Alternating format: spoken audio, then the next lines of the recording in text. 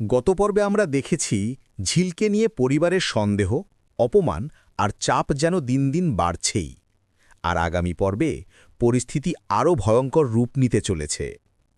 সকাল থেকেই ঘর ভরা টেনশন। পরিবারের সবাই এক হয়ে ঝিলকে অপমান করতে শুরু করে।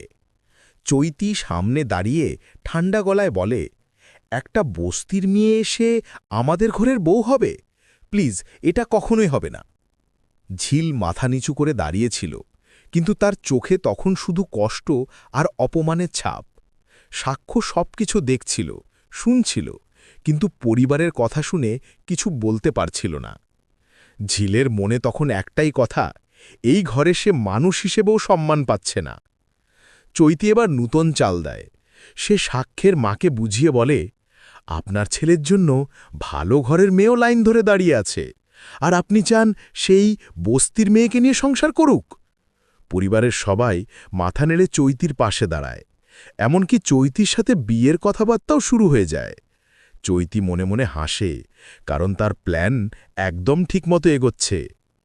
অন্যদিকে ঝিল আর সাক্ষ্যের সম্পর্ক আরও টানাটানিতে ভেঙে পড়তে থাকে। রাতে সাক্ষ্য ঝিলকে বলে, হয়তো আমাদের আলাদা হয়ে যেতে হবে। ঝিল থমকে যায়। সে চোখের জল ফেলতে ফেলতে বলে, আমি যেতে পারব, কিন্তু তুমি কি সত্যি এটা চাও? সাক্ষ্য কোনো উত্তর দিতে পারে না। তার নীরবতায় যেন সব বলে দেয়।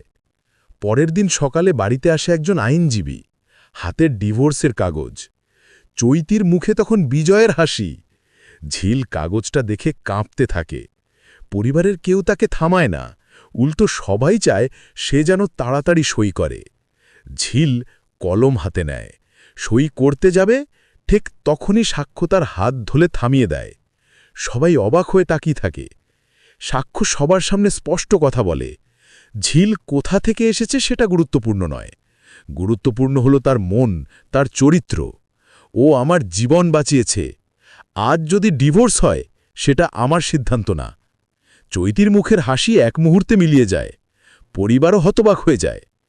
ঠিক তখনই দরজার সামনে দাঁড়িয়ে থাকা এক অজানা লোক চৈতির দিকে ইশারা করে বলে, এই বিয়েটা যেভাবে ঠিক হচ্ছে, এর পেছনে যে সত্য চৈতি লুকিয়ে রেখেছে, আপনারা সেটা জানলে তাকে আর বিশ্বাস করবেন না।